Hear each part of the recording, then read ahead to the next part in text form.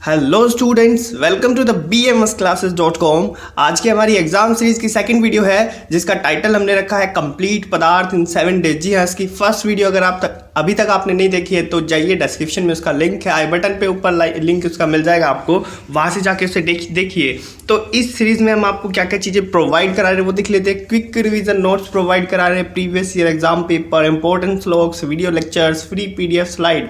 जी हाँ, free PDF slides provide करा रहे हैं। 24/7 सपोर्ट इसमें प्रोवाइड आपको कराई जा रही है, चाहे वो व्हाट्सएप पे हो चाहे टेलीग्राम पे हो। आप 24/7 कोई भी क्वेश्चन वहाँ पे पुटअप कर सकते हैं। अगर आपने अभी तक हमारा टेलीग्राम चैनल ज्वाइन नहीं किया है तो फटाफट से जाइए, यहाँ पे डिस्क्रिप्शन में एक लिंक है BMS क्लासेस @BMS क्लासेज, या फिर डायरेक्ट भी आप टेलीग्राम पे सर्च कर सकते हैं, वहाँ से जाके आप ज्वाइन कीजिए।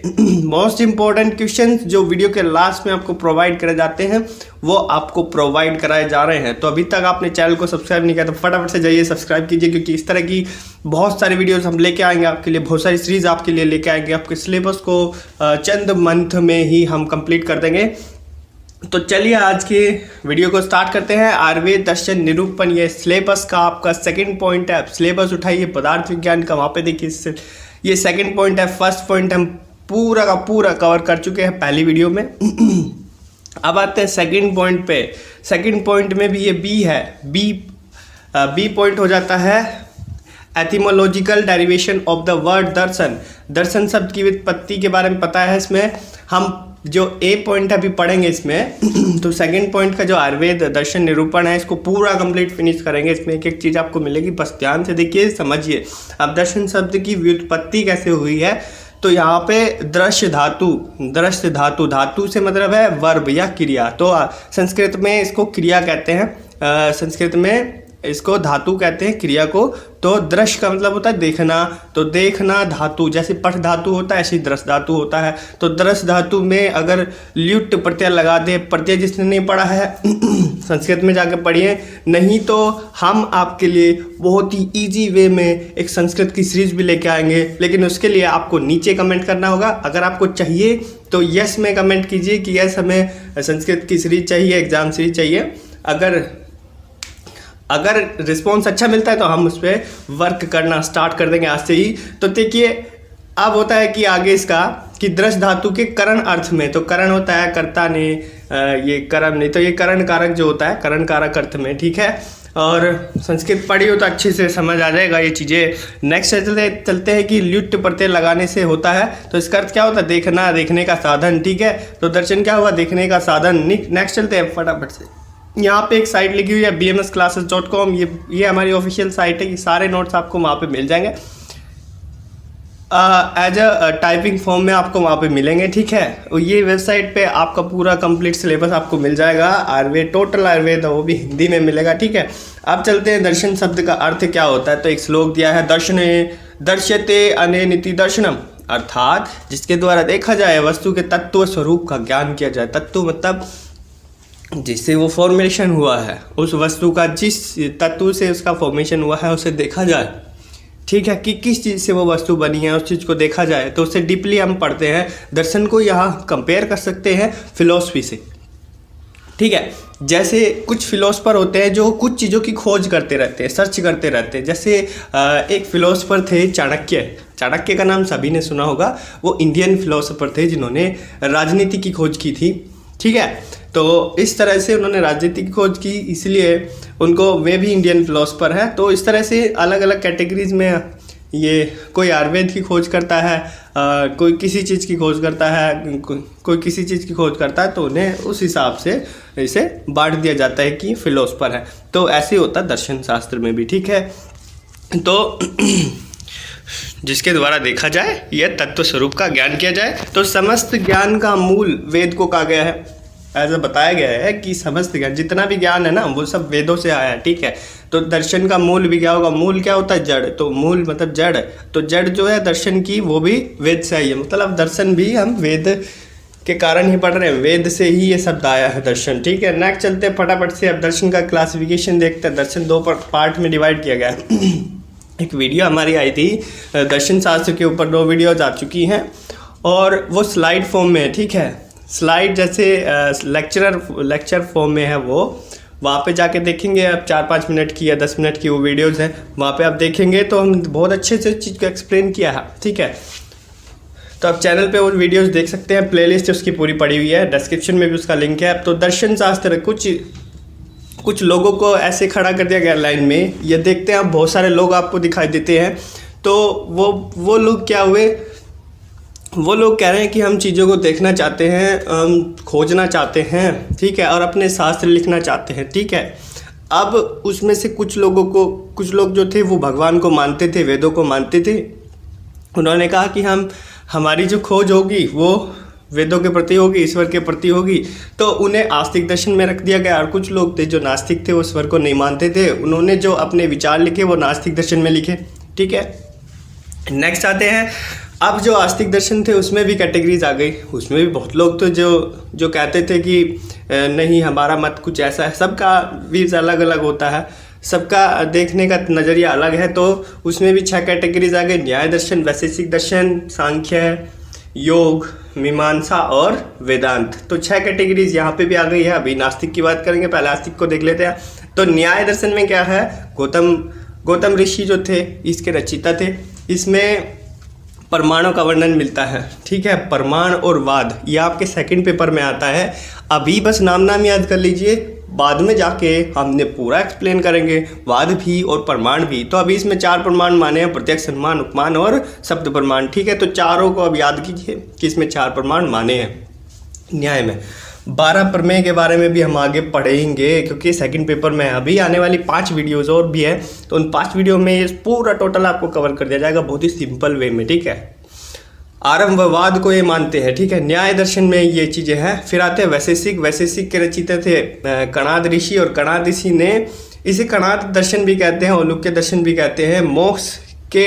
मोक्ष हेतु 6 पदार्थों का वर्णन किया है कि मोक्ष की प्राप्ति इसे चाहिए, वो 6 पदार्थ पढ़े अच्छे से। और फिर विशेष नाम के पदार्थों का वर्णन में किया है।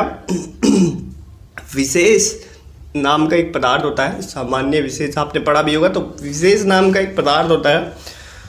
तो विशेष नाम के पदार्थ का इसमें विस्तृत पूर्वक वर्णन था, इसलिए इसे वैशेषिक कहा गया था। परमाणुवाद के जनक इन्हें कहा जाता है। नेक्स्ट आता है सांख्य दर्शन। सांख्य दर्शन में कपिल ऋषि इसके रचयिता थे। इसके अंदर क्या बताया गया है कि 24 तत्व होते हैं, अष्ट प्रकृति, 16 विकार। इन्होंने 3 प्रमाण माने हैं, प्रत्यक्ष, अनुमान और शब्द। और 25वां तत्व चतुर्विशंति पुरुष आपने पढ़ा होगा, ये पंचविशंति पुरुष था। 25वां तत्व इन्होंने पुरुष को माना है। सृष्टि, उत्पत्ति, कर्म का भी वर्णन इसमें मिलता है। नेक्स्ट आते हैं योग दर्शन के बारे में। तो योग दर्शन जो थे रचयिता इनके थे महर्षि पतंजलि। योग के 8 अंग इसमें बताए गए हैं। कौन कौन से अंग बताए गए हैं कि यम, नियम, आसन, प्राणायाम, प्रत्याहार, ध्यान, धारणा, समाधि, ये इसमें बताया गया है। नेक्स्ट इसमें क्या है कि 8 प्रकार की सिद्धि होती है, अणिमा, लघिमा, महिमा, प्राप्ति, प्राकाम्य, वसित्व, ईश्वरत्व और यशा, कामना, सहिता। और योग से मोक्ष की प्राप्ति बताई है। परमाणुवाद को ये मानते हैं। तो 4 पॉइंट इसमें भी हो गए। देखिए नेक्स्ट चलते हैं मीमांसा दर्शन पे। मीमांसा दर्शन में रचयिता हुए महर्षि जामली। तो वेद को इन्होंने 2 भागों में बांट दिया। एक का है कि इसमें कर्मकांड होता है, दूसरा का है ज्ञान कांड होता है, ठीक है। यज्ञ आदि करना तो कर्मकांड हो गया। और जो जीव जगत होता है, ईश्वर होता है, ईश्वर और हमारे बीच में क्या रिलेशन है, और सृष्टि, 3 चीज़ें हो गई। एक सृष्टि हो गई, प्रकृति हो गई, एक हम हो गए और एक हो गए ईश्वर। तीनों के बीच में क्या रिलेशन है उसे बताया है। उसका ज्ञान करो तो वो हो गया ज्ञान कांड, ठीक है। 6 प्रमाण इन्होंने माने हैं, प्रत्यक्ष, अनुमान, उपमान, शब्द, अर्थाप्ति और अनुपलब्धि। इनके बारे में हम सेकंड पेपर में पढ़ेंगे ही। आगे आने वाले वीडियोज़ में सारे प्रमाण और वाद आपके क्लियर हो जाएंगे। कुछ भी पदार्थ विज्ञान में ऐसा नहीं है जो बचेगा, सब कुछ A to Z क्लियर हो जाएगा। नेक्स्ट चलते हैं वेदांत दर्शन में आया। 6ठा जो दर्शन है, लास्ट दर्शन है, महर्षि व्यास ने इसके रचयिता थे, रचा इस चीज़ को, ठीक है, लिखा। केवल ब्रह्मा की सत्ता को इन्होंने माना है। अब वेदांत का अर्थ क्या होता है, वेदों का अंत। मतलब ये कहते हैं कि सिर्फ ब्रह्मा है और ये जीव जगत है ना सब मिथ्या है। मिथ्या मतलब झूठ है, ये सब, ये कुछ नहीं है, ठीक है। जो कुछ भी है ब्रह्मा है, ठीक है। वो ये मानते हैं कि ब्रह्मा की सत्ता है और ये जो लोक है ना, ये माया लोक है और ये ब्रह्मा के द्वारा रचा गया है। जो पर ब्रह्मा है, जो परम पिता परमेश्वर ब्रह्मा है, उनके द्वारा ये रचा गया है। फिर ये विवृत्तवाद को मानते हैं। विवृत्तवाद आगे आप पढ़ोगे सेकंड पेपर में क्या है, ठीक है, अभी इन पे ध्यान न दे, बस वर्ड पे ध्यान दे कि क्या मानते हैं क्या नहीं मानते। ठीक है, आगे चीज़ों को एक्सप्लेन करेंगे तो आपको बहुत अच्छे से ये चीज़ समझ में आ जाएगी। ये एक वे होती है पढ़ने की। ठीक है, नेक्स्ट आते हैं नास्तिक दर्शन। नास्तिक दर्शन में सबसे पहले आता है जैन दर्शन। जैन दर्शन क्या कहता है कि ईश्वर को नहीं मानते, तीर्थकर को मानते हैं जी हम। फिर कहते हैं कि हमारे तो 24 तीर्थकर थे, ठीक है, और महावीर 24वें थे। इन्होंने क्या कहा है कि कर्म जो जीवन का नियम है और अहिंसा मनुष्य का सर्वोत्तम गुण है। कहने का मतलब है कि कर्मों पे बिलीव करो, कर्मों पे विश्वास ये रखते हैं कि भैया जीवन का नियम बना लो कि हमें कर्म करना है। और इन्होंने क्या कहा है कि सर्वोत्तम गुण क्या होता है मनुष्य का? अहिंसा होता है। मतलब कि किसी को मारना नहीं है, किसी को काटना नहीं है, वो क्या है? अहिंसा है। तो ठीक है, इन्होंने दो चीज़ें बताई है कि कर्म जो है सर्वोत्तम, कर्म क्या है? जीवन का नियम बना लो। और इन्होंने कहा है कि अहिंसा जो है मनुष्य का सर्वोत्तम गुण है। ठीक है, 24 सही तीर्थकर माने हैं, 24वें तीर्थकर महावीर है। नेक्स्ट आते हैं बौद्ध दर्शन पे। तो बौद्ध दर्शन में गौतम बुद्ध इसके रचयिता थे, नाम आपने बहुत सुना होगा। ठीक है, जगत अपने कारणों के स्वभाव अनुसार चलता रहता है, किसी चेतना की वो अपेक्षा नहीं करता। मीन्स ये है कि उन्होंने कहा है कि जो जगत है, जो सृष्टि है, ये इसका स्वभाव है, इसलिए इस हिसाब से काम कर रही है। इसमें कोई शक्ति या इस तरह का कुछ भी काम नहीं करता है, वो इसकी अपेक्षा करती ही नहीं है। जैसे प्लांट है, उसका काम है वो ऑक्सीजन दे रहा है और हम कार्बन डाइऑक्साइड से दे रहे हैं, ये उसका स्वभाव है कि वो ऑक्सीजन दे रहा है। उसमें किसी तरह की शक्ति की ज़रूरत उसे नहीं पड़ती है, या फिर क्योंकि वो भगवान को नहीं मानते हैं, परमात्मा को नहीं मानते, तो उन्होंने ऐसा कहा। ठीक है, नेक्स्ट ये क्या चीज़ें रखते हैं कि जीवन, आकाश, काल, प्रत्यक्ष और अनुमान, इनको ये मानते हैं। ठीक है ना, झुठलाते नहीं है कि ठीक है ये चीज़ें हैं, कोई दिक्कत नहीं है। 4 संप्रदाय भी इसमें बटे हुए हैं जो सत्य को अलग अलग दृष्टिकोण से, भाई इसमें भी 4 मत हैं अलग अलग से। तो आप इन्हें डिटेल में पढ़ना चाहोगे तो आपकी बुक में ये चीज़ें अवेलेबल है, बट इतना एग्ज़ाम में समय नहीं होता है कि इतना सब कुछ हम लिख पाए। ठीक है, नेक्स्ट कि 4 इसमें मत बट गए थे, 4 संप्रदाय इसमें बट गए थे जो जिनकी अलग अलग दृष्टिकोण थी। फिर चारवाक दर्शन आए। चारवाक दर्शन क्या है कि आचार्य चारवाक जो थे उन्होंने ये लिखा था, चर्व शब्द से चारवाक बना है। चर्व का मतलब होता है भोजन करना, मस्ती करना, पीना, खाना और क्या, ये चीज़ें। और यही लोक आत्मा का क्रीड़ा स्थल है, मतलब कि प्ले ग्राउंड है। ठीक है, यहाँ और परलोक कुछ नहीं होता है, परलोक को नहीं मानते। उन्होंने कहा है शरीर ही आत्मा है, मतलब कि आत्मा कुछ नहीं है, बस जो है तुम्हारा शरीर है। और मृत्यु क्या है? मुक्ति है, मतलब मृत्यु के बाद भी कुछ नहीं है, मर गए तो ख़त्म कहानी। तो जब तक तुम जिंदा हो, जब तक तुम्हारे अंदर प्राण है कि सुख प्राप्ति की चिंता करो, ऐसा चारवाक जी ने कहा है कि खाओ पियो और मौज करो, टेंशन ही ना लो दुनिया की। तो ऐसे थे चारवाक जी। ठीक है, अब ये आपने पढ़ा है दर्शन और दर्शन का ये क्लासिफिकेशन, और आपने साथ में यहाँ तक पढ़ लिया है। क्या पढ़ लिया है? दर्शन शब्द की निरुक्ति। नेक्स्ट चलते हैं हम कि आयुर्वेद पर दर्शनों का क्या प्रभाव पड़ता है। अभी जो दार्शनिक पृष्ठभूमि का क्वेश्चन था, फिलोसॉफिकल बैकग्राउंड, ये जो सिलेबस का सेकंड पॉइंट है उसका ए पार्ट है, वो ये है सेकंड पॉइंट का ए पार्ट। ठीक है, हमने अभी बी जो पॉइंट है वो एक्सप्लेन किया, ये ए पॉइंट है। ठीक है, आयुर्वेद पर दर्शनों का प्रभाव या दार्शनिक पृष्ठभूमि आयुर्वेद की। तो सबसे पहले वैशेषिक दर्शन पे क्या आयुर्वेद का प्रभाव है, मतलब क्या इनमें समानताएं हैं। तो चरक ने 6 पदार्थ माने हैं, सामान्य, विशेष, गुण, द्रव्य, कर्म, समवाय। लेकिन वैशेषिक ने भी 6 ही माने हैं, यही 6 माने हैं, लेकिन कर्म अलग अलग दे दिया है। ठीक है, अब नेक्स्ट आता है कि मन का गुण अणुत्व माना है। ठीक है, और वैशेषिक में क्या है? वैशेषिक में परमाणुवाद माना है, मतलब कि परमाणु और अणु आप समझ सकते हैं, दोनों एक से ही हैं। नेक्स्ट आते हैं आयुर्वेद और न्याय दर्शन। ठीक है, तो न्याय दर्शन ने क्या कहा? चतुर्वेद प्रमाणों का वर्णन सुश्रुत संहिता में मिलता है, न्याय दर्शन में मिलता है। सत्य असत्य परीक्षा के लिए प्रमाणों को साधन कौन मानता है? आयुर्वेद। तो ये भी मानता है, न्याय दर्शन भी मानता है। अब आयुर्वेद में भी दीर्घ जीवन से, दीर्घ जीवित अध्याय पे चरक का पढ़ा, अभी नहीं पढ़ा होगा, आगे पढ़ोगे। दीर्घ जीवित अध्याय जो है चरक में है कि दीर्घ जीवन की कामना अगर चाहते हो तो वो अध्याय पढ़ो, मतलब लंबा जीवन जो जीना चाहते हो तो वो अध्याय पढ़ो, ऐसा चरक ने बताया है। तो ये चीज़ जो है, ये चीज़ न्याय में भी वर्णित है। ठीक है, दीर्घ जीवन। अब आता है सांख्य दर्शन। सांख्य से, ये सांख्य लिखा हुआ है यहाँ पर, ठीक है, ये मिस्टेक है थोड़ा। सांख्य दर्शन जो है, सांख्य समझ में आता है कि संख्या से है, तो संख्या का तो आयुर्वेद में प्रचुरता से वर्णन हुआ है, बहुत मात्रा में वर्णन हुआ है। कैसे कि चरक ने षड धातु बताया है, 24 तत्वात्मक पुरुष भी बताया है, सब चीज़ें सांख्य दर्शन में भी वर्णित है। नेक्स्ट आता है योग दर्शन। योग और आयुर्वेद का क्या रिलेशन आप समझते ही हो। आचार्य चरक ने क्या कहा था, शारीर स्थान में योग को मोक्ष का साधन बताया था। ठीक है कि योग क्या होता है, जोड़ना। ठीक है, दो चीज़ों को जोड़ना। जोड़ना किसे, आत्मा से परमात्मा को जोड़ना योग है। तो आयुर्वेद तथा योग का विषय भी एक ही होता है। क्या होता है, शरीर को स्वस्थ रखना। ठीक है, आरोग्य की कामना करना। अब होता है आयुर्वेद तथा मीमांसा दर्शन।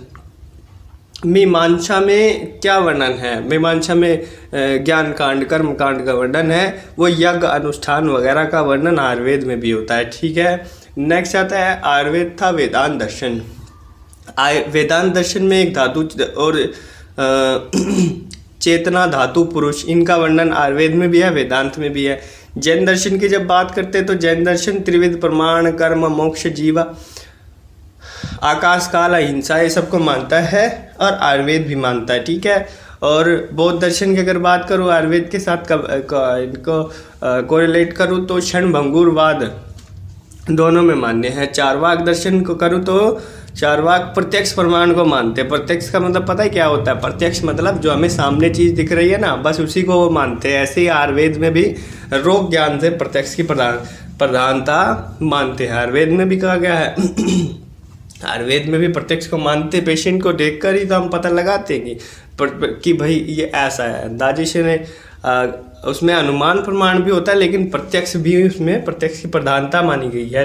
बाकी चीज़ें होती हैं लेकिन प्रत्यक्ष की प्रधानता इसलिए होती है, पेशेंट को देख लिया जाए तो अच्छे से हमें चीज़ें समझ आ जाएंगी। ठीक है, रोग का ज्ञान हो जाएगा। नेक्स्ट आते हैं थर्ड पॉइंट जो है Ayurveda as unique and independent school of thought.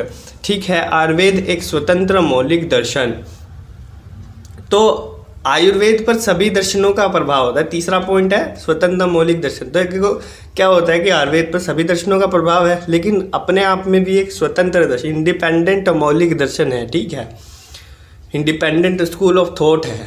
ठीक है, इसके विचार अलग है, इसकी खोज अलग है। तो आयुर्वेद में संयोग को सृष्टि और वियोग को प्रलय का कारण माना। क्या हुआ है कि संयोग होता है कॉम्बिनेशन, तो जब कॉम्बिनेशन करते हैं तो सृष्टि का निर्माण हुआ है, हर विस्फोट होता है, वियोग होता है, टूटते हैं चीज़ें तो प्रलय होती है। ऐसा आयुर्वेद में कहा गया है। दोष विषमता के लिए त्रिसूत्र हेतु लिंग औषध, ये आप चरक में पढ़ोगे, हेतु लिंग और औषध, ये जो है त्रिसूत्र बताया है आचार्य चरक ने। तो दोष की विषमता के लिए इनको अपनाया है। ठीक है, दोष विषमता मतलब क्या है, इम्बैलेंस। ठीक है, दोष अगर इम्बैलेंस हो जाए तो त्रिसूत्र को उन्होंने अपनाया है। आरोग्य सुख और रोग दुख कहा है। षड धातु में 5 महाभूत और 1 चेतना माना है। षड मतलब 6। ठीक है, 6 धातु। धातु क्या होता है, जो शरीर को धारण करता है। ठीक, 5 महाभूत और 1 चेतना। चेतना से आत्मा को ले सकते हैं। अन्य दर्शन गुणों की संख्या 24 मानता है, आयुर्वेद में 41 कहा गया है। नेक्स्ट आता है आयुर्वेद जो है व्यवहारिक दर्शन होते हुए भी मोक्ष प्राप्ति के मार्ग में प्रवृत्त होने वाले व्यक्ति को स्वस्थ रखने का उपाय। मतलब ये क्या है, जो व्यक्ति चाहता है कि भैया मुझे मोक्ष की प्राप्ति हो जाए, तो उसके लिए उसे ज़रूरी होगा कि वो स्वस्थ रहे। अब स्वस्थ रखने का जो उपाय है वो आयुर्वेद के पास है। ठीक है, तो ये वेबसाइट आपको दिख रही है bmsclasses.com, यहाँ पे आपको सारा कंटेंट ये मिल जाएगा, बहुत डीपली मिल जाएगा। जो लोग पढ़ना चाहते हैं तो पढ़ सकते हैं, बहुत अच्छा है उनके लिए। नेक्स्ट आते हैं पदार्थ। पदार्थ शब्द की उत्पत्ति। तो पदार्थ 2 शब्दों से मिलकर बना हुआ, पद और अर्थ। पद क्या होता है, अक्षर, और अर्थ क्या होता है, विषय। ये सार्थक शब्द या अक्षर कुछ भी आप कह सकते हैं। अर्थ क्या होता है, विषय होता है। ठीक है, तो पदों के अर्थ को क्या कहते हैं, पदार्थ कहते हैं। कुछ कंडीशंस में हम पदार्थ को कहाँ से टॉलरेट करते, कहाँ से कंपेयर करते हैं, हम करते हैं मैटर से। तो जो मैटर है मतलब जो स्थान गिरता है, जिसका कोई अर्थ हो, ठीक है, और जिसमें क्या हो, जिसमें कोई वेट हो। ठीक है, तो उसे कहते हैं मैटर। आपने पढ़ा भी होगा केमिस्ट्री में, ठीक है, 12th में। तो पदार्थ का लक्षण पे आ जाते हैं। अब एक श्लोक यहाँ पे है, पदश्च पद्यो पदानाम वा अर्थ पदार्थ है। तो सुश्रुत का उत्तर स्थान में इसका वर्णन है कि एक पद, 2 पद या अनेक प्रकार के पद के मेल को, या एक अक्षर या 2 अक्षर या बहुत सारे अक्षरों के मेल को हम पदार्थ कहते हैं। ऐसा इसमें कहा गया है। अभी इसमें कहा गया है कि सभी नामधारी जिनके नाम है ना, ऐसी सारी वस्तुएं क्या है, पदार्थ है। ठीक है, तो इस सृष्टि पे जो भी है ना, सब कुछ पदार्थ है, सब ये सब कुछ मैटर है, ठीक है। मतलब कि ये स्थान भी गिरता होगा, जिनका नाम है तो सीधी सी बात है वो स्थान भी गिरता होगा, उसमें कुछ वेट भी होगा, ठीक है। तो वो सब जो है यहाँ पे केमिस्ट्री में कह दिया गया मैटर, यहाँ पे कह दिया गया पदार्थ। तो 6 प्रकार के पदार्थ होते हैं। संख्या और विभाजन पे आ रहे हैं नेक्स्ट पॉइंट पे। सामान्य, विशेष, गुण, द्रव्य, कर्म, समवाय, इनका सीक्वेंस एक इम्पोर्टेंट है, क्योंकि ये सीक्वेंस जो है आचार्य चरक के अनुसार है, वैशेषिक के अनुसार हम पढ़ चुके हैं, द्रव्य, गुण, कर्म, सामान्य, विशेष, समवाय। उसके बाद यहाँ पे आते हैं आचार्य चरक की। तो ये 6 प्रकार के पदार्थ होते हैं, पता लग गया 6 के नाम। इनका जो डिटेल है, आगे चैप्टर है पूरे, आगे पूरे चैप्टर्स है, तो आगे आप इनका बारे में सब कुछ पढ़ोगे, आगे आने वाली वीडियोस में सब कुछ पढ़ोगे। अभी नाम याद कर लीजिए यहाँ पे। अब आचार्य चरक के अनुसार पदार्थ की बात कर रहे हैं, तो आचार्य चरक ने वैशेषिक के अनुसार ये पदार्थ को 2 भागों में बांट दिया गया है। 2 भाग बताए, 2 पार्ट बताए हैं। क्या बताया है? शत पदार्थ और अशत पदार्थ। शत से मतलब होता है भाव, अशत से मतलब होता है अभाव। भाव मतलब जो प्रेजेंट हो, जिसका अस्तित्व हो, ठीक है। जो प्रेजेंट है वो भाव है, और जो प्रेजेंट नहीं है, एब्सेंट है, जिसका अस्तित्व नहीं है, वो अभाव है, ठीक है। समझ आ गया? अब क्या होता है जो चीज़ प्रेजेंट है, तो जो षड पदार्थ है वो प्रेजेंट है, लेकिन जो अभाव पदार्थ होते हैं वो 3 प्रकार से बताया। तो षड पदार्थ है, जैसे द्रव्य है, गुण है, कर्म है। तो ये गुण क्या औषधियों में होते हैं, द्रव्य से क्या मतलब है, तो जिसके अंदर गुण भी हो, जिसके अंदर ये औषध द्रव्य से मतलब है, ठीक है। तो ये चीज़ें प्रेजेंट है, ठीक है। 6 की 6 चीज़ें प्रेजेंट है। अब इनके बारे में पूरे चैप्टर से आगे पढ़ेंगे ही। अभाव पदार्थ 3 प्रकार से बताए गए जो प्रेजेंट नहीं है। अभी देखिए क्या है, प्राग भाव, प्रध्वंसा भाव और अत्यंता भाव, ठीक है। प्राग भाव में किसी वस्तु की उत्पत्ति से पहले उसका न होना, मतलब कि वो थी नहीं, जब उसकी उत्पत्ति हुई तभी वो आई है, उससे पहले वो थी नहीं। तो ऐसा बताया कि जब हम घड़े का निर्माण करते हैं तो उसके निर्माण से पहले घड़ा था ही नहीं, तो ये होता है प्राग भाव। ये तो कॉमन सेंस वाली बात है, ये आपको पता ही होगा। प्रध्वंसा भाव कहते हैं कि भैया वस्तु जब नष्ट हो जाए तो उसका अभाव होता है, एब्सेंस हो जाता है। कोई वस्तु हमने मार दिया, ख़त्म कर दी, तो उसका अभाव हो जाएगा, ठीक है। फिर होता है अत्यंता भाव, कि किसी वस्तु का किसी भी काल में न होना, ना तो वो भूतकाल में, ना भविष्य में होगी, ना वर्तमान में है। जैसे अग्नि में शीतलता का अभाव बताया गया है, इसे कहते हैं अत्यंता भाव। मतलब क्या है, अग्नि तो उष्ण ही है और उष्ण ही रहेगी, और उष्ण ही थी, तो अग्नि कभी शीतल नहीं होगी, तो उसमें शीतलता का अभाव रहता है, ठीक है। तो ये कुल मिलाकर 3 प्रकार के अभाव हो गए थे, प्राग भाव, प्रध्वंसा भाव और अत्यंता भाव, ठीक है। 3 हो गए हैं, प्राग, प्रध्वंस और अत्यंत, ठीक। नेक्स्ट चलते हैं इम्पोर्टेंट क्वेश्चन पे। तो इम्पोर्टेंट में क्या आता है, दर्शन शास्त्र की व्याख्या। पहला है दर्शन शास्त्र, दर्शन शब्द की व्याख्या, ठीक है। तो दर्शन शब्द की व्याख्या हमने पढ़ चुके हैं। नेक्स्ट आता है वेद की दार्शनिक पृष्ठभूमि का वर्णन कीजिए। मैं बताया भी था आपको, तो यहाँ पे आप लिख सकते हैं कि आयुर्वेद पे क्या दर्शन का क्या इफेक्ट पड़ता है, प्रभाव उनका लिख सकते हैं, बताया भी था आपको, ये चीज़ हमने पढ़ी भी है। नेक्स्ट आता है कि आयुर्वेद एक स्वतंत्र मौलिक दर्शन है, इसके पॉइंट्स आप पीछे पढ़ चुके हैं। नेक्स्ट आता है दर्शन दर्शन शास्त्र क्या होता है, इसका वर्गीकरण कीजिए। तो दर्शते अनिति दर्शन, ठीक है, जिसके द्वारा देखा जाए वो दर्शन शास्त्र है। फिलोसफी को कहते हैं, इसका क्लासिफिकेशन आस्तिक दर्शन, नास्तिक दर्शन, नास्तिक 6 होते हैं, नास्तिक 3, ऐसे आप पूरा इसमें लिख सकते हैं। जितना नंबर में आता है उस हिसाब से आपको लिखना होता है। 5 नंबर में आया तो सीधी सी बात है, आप एक डेढ़ पेज से ज़्यादा नहीं उसमें लिखेंगे, क्योंकि वो फिर कुछ फ़ायदा भी नहीं है उसका। नेक्स्ट आते हैं पदार्थ का लक्षण था संख्या बताइए। पदार्थ का लक्षण बताना है, संख्या बताना है, वो हम पीछे पढ़ चुके हैं। पदार्थ 6 प्रकार से होते, 6 ही होते हैं, ठीक है। अभाव पदार्थ कितने होते हैं, अभाव 3 प्रकार से होते हैं, ठीक है, 3 प्रकार से होते हैं, ये चीज़ हम पढ़ चुके हैं, ठीक है। तो उम्मीद है आपको आज की वीडियो पसंद आई होगी, और अगर पसंद आई है तो लाइक शेयर एंड सब्सक्राइब तो बनता ही है, और सब्सक्राइब कर रहे हैं फटाफट से सब्सक्राइब कीजिए और बेल आइकन को प्रेस कीजिए। और ये जो वेबसाइट आपको दिख रही है bmsclasses.com, ये वेबसाइट आपके लिए बहुत काम की है, और इसे बुकमार्क कर लीजिएगा, ठीक है। आगे आने वाले टाइम में हम एक ऐप भी लॉन्च करेंगे जो आपके लिए बहुत ज़्यादा हेल्पफुल होगी। तो आज की इस वीडियो में बस इतना ही, मिलता हूँ नेक्स्ट वीडियो में कुछ दूसरे पॉइंट्स के साथ। सिलेबस को कवर करना है 7 वीडियोज़ में, तो तब तक के लिए थैंक यू। जय आयुर्वेदा।